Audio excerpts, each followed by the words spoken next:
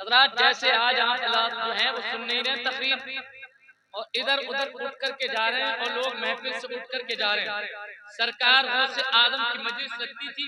اور سرکار غوث آدم تقریر فرماتے تھے اور سرکار غوث آدم کی تقریر کا یہ عالم تھا کہ جب میرے سرکار غوث آدم منبر پہ جلوہ افروز ہوتے تھے، سرکار غوث آدم کی تقریر ہوا کرتی تھی تو دور و دراز سے لوگ چل چل کر کے سرکار غوث آدم کی تقریر سننے کے لیے آیا کرتے تھے. سرکار غوث آدم ارشاد فرماتے ہیں میں نے پہلے مسجد میں تقریر کرنا شروع کی، جب مسجد چھوٹی پڑ گئی سرکار غوث آدم ارشاد فرماتے ہیں میں نے مدرسے میں تقریر کرنا شروع کی. سرکار غوث آدم ارشاد فرماتے ہیں پھر مدرسہ چھوٹا پڑ گیا. سرکار غوث آدم ارشاد فرماتے ہیں پھر مدرسے کو وسیع کیا گیا، مدرسے کو چوڑا کیا گیا، مدرسے کی نئی تعمیر ہوئی. سرکار غوث آدم فرماتے ہیں پھر مدرسہ بھی چھوٹا پڑ گیا. سرکار غوث آدم ارشاد فرماتے ہیں اس کے بعد میری تقریر عیدگاہ میں ہونے لگی اور وہاں بھی ایسا عالم تھا کہ دور و دراز سے لوگ چل کر کے اونٹوں پہ سوار ہو کر،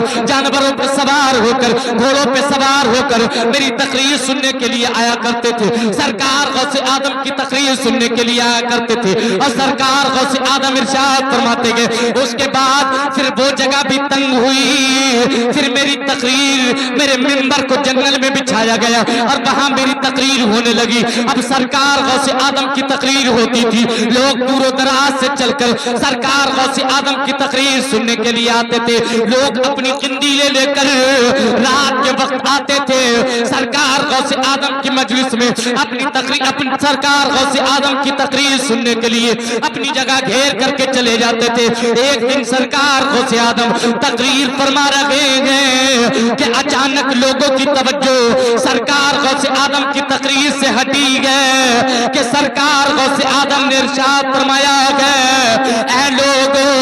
تم میری بات کی طرف توجہ نہیں کرتے، تم میری بات کو سنتے نہیں، لیکن اللہ تعالیٰ اس بات پہ قادر ہے کہ وہ ابھی میری تقریر کو سننے کے لیے سبز پرندوں کو بھیج دے. ادھر غوث آدم کی زبان سے یہ نکلے ہوئے جملے پورے نہیں ہوئے تھے کہ پوری محفل پہ سبز پرندے چھا گئے. ماشاءاللہ ماشاءاللہ، نعرہ تکبیر، نعرہ رسالت، عصر کے اعلیٰ حضرت عظمت غوث آدم، شان غوث آدم حضرت علامہ مفتی صاحب رضا صاحب قبلہ زندہ باد زندہ باد. بہت اچھا ماشاءاللہ. کہ پورے مجلس پہ سرکار غوث آدم کے ابھی جملے بھی نہیں پورے ہوئے تھے کہ پوری مجلس پہ پرندے چھا گئے اور لوگ دیکھتے رہ گئے. تو ہم کیوں نہ کہیں اعلیٰ حضرت فرماتے ہیں واہ کیا مرتبہ غوث والا تیرا، واہ کیا مرتبہ غوث والا تیرا، اونچے اونچوں کے سروں سے قدم آلہ تیرا. ماشاءاللہ ماشاءاللہ، بہت اچھا مفتی صاحب زندہ باد زندہ باد. اونچے اونچوں کے سروں سے قدم آلہ تیرا، اب کیا دبے جس پہ حمایت کا وہ پنجا تیرا، شرک و خطر میں لاتا نہیں کوتا. ماشاءاللہ ماشاءاللہ، بہت اچھا زندہ باد. میں لاتا نہیں کوتا. ارے مل کر کے پڑھ لیں میرے ساتھ. شرک و خطر میں لاتا نہیں کوتا تیرا، شرک و خطر میں لاتا نہیں کوتا تیرا. اور یہ شعر توجہ کے ساتھ سنو. کیا دبے کس سے دبے جو ہے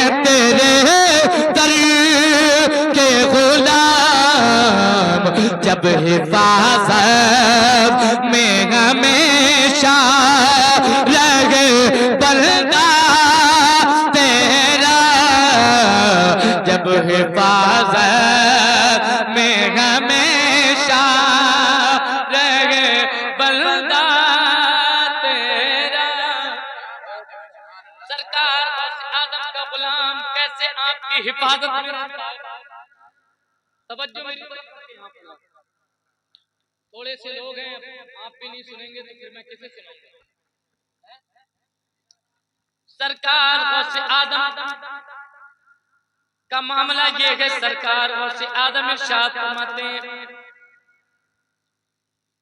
اگر میں مشرق میں موجود ہوں، سرکار غوث آدم فرماتے ہیں اگر میں مغرب میں موجود ہوں اور کوئی میرا مرید مجھے مشرق سے پکارتا ہے تو میں مغرب سے ہاتھ بڑھا کے اپنے مرید کی مدد فرما دیا کرتا ہوں۔ اور سرکار غوث آدم تو پیدائشی ولی ہے، سرکار غوث آدم پیدائشی، ارے بیچ والوں تمہاری آواز آ رہی ہے۔ سرکار غوث آدم سے کسی نے پوچھا حضور آپ کو کب علم ہوا کہ آپ اللہ کے ولی ہیں؟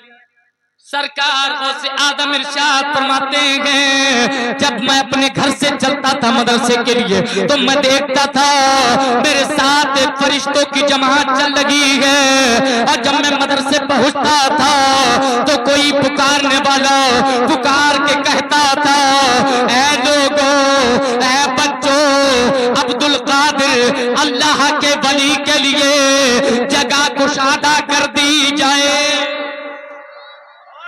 غوث آدم کی سرکار غوث آدم ارشاد فرماتے جب میں مدرسے جاتا تھا تو میں دیکھتا تھا کوئی پکارنے والا پکار کے کہہ رہا ہے اے لوگو اللہ کے ولی کے لیے جگہ خالی کر دو، اللہ کے ولی کے لیے جگہ خالی کر دو۔ سرکار غوث آدم کا حال یہ، سرکار غوث آدم ایک تعلیم دے رہے ہیں، بچوں کو پڑھا رہے ہیں، درسگاہ میں علماء کرام کی ایک جماعت بیٹھی ہوئی ہے،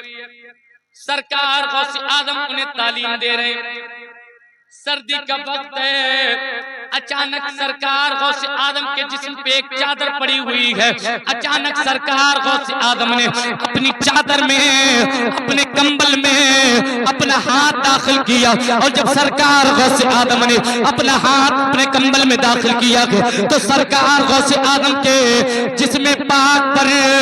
ایک عجیب سی کیفیت طاری ہوئی تھی، سرکار غوث آدم کے چہرے کا رنگ بدل رہا تھا۔ علماء کرام طلباء کرام دیکھ رہے ہیں کہ سرکار غوث آدم نے اپنا ہاتھ اپنے کمبل میں داخل کیا، اور سرکار غوث آدم نے جب اپنا ہاتھ کمبل میں داخل کیا ہے اس کے بعد تھوڑی دیر کے بعد سرکار غوث آدم نے جب اپنا ہاتھ اپنے کمبل سے نکالا ہے تو سرکار غوث آدم کے ہاتھ سے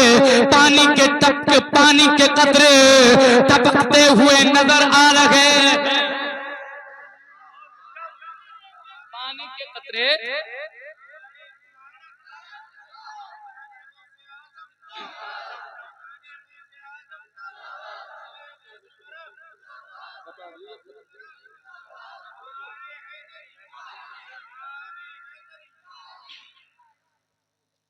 سمجھ میں آ رہی ہے آپ کی بات؟ سرکار غوث آدم محفل میں، سرکار غوث آدم درسگاہ میں بیٹھے ہوئے ہیں، سرکار غوث آدم نے اپنا ہاتھ کمبل میں داخل کیا ہو، اور جب کمبل سے سرکار غوث آدم نے اپنا ہاتھ نکالا ہو تو پھر اس ہاتھ سے پانی کے قطرے ٹپکتے ہوئے نظر آ رہے ہیں، لیکن کسی کی ہمت نہ ہوئی کہ سرکار غوث آدم سے پوچھتا، کسی کی جسارت نہ ہوئی کہ سرکار غوث آدم سے عرض کرتا حضور معاملہ کیا ہے، حضور مسئلہ کیا ہے، لیکن لوگ خاموش رہ گئے، انہوں نے وہ وقت درج کر لیا، وہ ٹائم لکھ لیا، وہ وقت لکھ لیا، وہ تاریخ لکھ لی، اور انتظار کرنے لگے، انتظار افتخار کرنے لگے، یہاں تک کہ ایک مہینہ گزرنے کے بعد سرکار غوث آدم کی بارگاہ میں ایک قافلہ آتا ہے، وہ قافلہ سرکار غوث آدم کی بارگاہ میں نذرانے پیش کرتا ہے، ہدیے پیش کرتا ہے، تحفے پیش کرتا ہے، اور جب وہ تحفے پیش کر کے جانے لگتے گئے تو کسی نے ان کا دامن پکڑا اور انہوں نے پوچھا، اے آنے والوں ذرا بتاؤ تو صحیح، ان نذرانوں کا سبب کیا ہے، ان ہدیوں کا سبب کیا ہے، ان تحفوں کا سبب کیا ہے؟ سرکار غوث آدم کی بارگاہ میں تم نے یہ نذرانے کیسے پیش کیے گئے، تم نے یہ ہدیے کیسے پیش کیے گئے، تم نے یہ تحفے کیسے پیش کیے گئے؟ وہ قافلے والے بیان کرتے گئے، اے پوچھنے والے سن لے، آج سے ایک مہینہ قبل ہم ایک سمندر میں سفر کر رہے تھے، ہمارے ساتھ مال تجارت موجود تھا، ہم لوگ سمندر کے درمیان میں تھے، اچانک ہم نے دیکھا سمندر میں چاروں طرف سے موجیں ابھرنے لگی ہے، چاروں طرف سے سمندر میں سرکشی ہونے لگی ہے، سمندر میں طوفان برپا ہونے لگا ہے، اب ہمیں لگنے لگا کہ ہم ڈوب جائیں گے، ہمارا مال ڈوب جائے گا، ہمارا سرمایہ ہلاک ہو جائے گا، ہماری جانیں ہلاک ہو جائیں گی۔ جب قریب تھا کہ ہم سب کے سب ہلاک ہو جاتے اور ہمیں کوئی راستہ نظر نہیں آتا تھا تو تمام لوگوں نے کہا کیوں نہ ہم سرکار غوث آدم کو پکارے۔ تمام لوگوں نے مشورہ کر کے کہا کیوں نہ ہم سرکار غوث آدم کو پکارے، کیوں نہ ہم سرکار غوث آدم کو پکارے، کیوں نہ ہم سرکار غوث آدم کو پکارے۔ ہم تمام لوگوں نے سمندر کے درمیان موجوں کے بیچ میں بھبر کے درمیان سے پکار کے کہا، یا شیخ عبد القادر جیلانی المدد۔ اور جیسے ہی ہم نے سرکار غوث آدم کو پکارا، ہم نے دیکھا کہ سمندر کے اوپر پانی کی سطح پر ایک ہاتھ نمودار ہوا گیا اور اس ہاتھ نے ہماری کشتی کو پکڑ کر ساحل پہ کنارے سے لگا دیا۔ نعرہ تکبیر! ذرا ہاتھوں کو اٹھا کر بولیے، اپنے ہاتھوں کو اٹھائیے اور دل سے بولیے گا، نعرہ تکبیر! نعرہ رسالت! وصل کے اعلیٰ حضرت جشن غوث اعظم، عظمت غوث اعظم، شان غوث اعظم حضرت علامہ قبلہ، نعرہ تکبیر، نعرہ رسالت۔ بہت اچھا مفتی صاحب، ماشاءاللہ۔ قافلے والے بیان فرماتے گئے ایک ہاتھ نمودار ہوا ہے، اس ہاتھ نے ہماری کشتی کو پکڑ کر کے کنارے سے لگا دیا گیا۔ طلبہ سمجھ گئے سرکار غوث آدم بیٹھتے تو اپنی مجلس میں گئے، بیٹھے تو اپنی درسگاہ میں گئے، لیکن دور و دراز سے پکارنے والوں کی پکار کو بھی سن لگے گئے، اب درسگاہ میں بیٹھ کر اپنے مریدوں کی مدد بھی فرماتے ہوئے نظر آ رہے گئے۔ تو ہم کیوں نہ کہیں کیا دبے کے سے دبے جو ہے تیرے در کے غلام، کیا دبے کی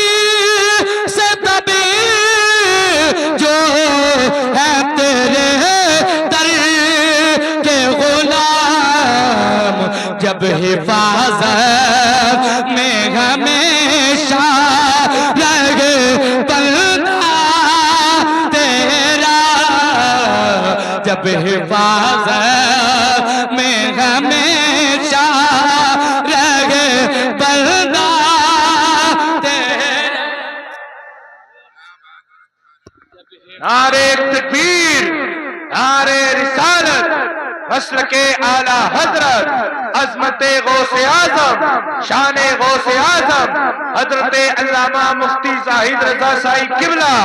نعرہ تکبیر، نعرہ رسالت۔ بہت اچھا مفتی صاحب، ماشاءاللہ۔ جب حفاظت میں ہمیشہ رہے بندہ تیرا، وہاں کا مرتبہ غوث والا تیرا، اونچے اونچوں کے سروں سے قدم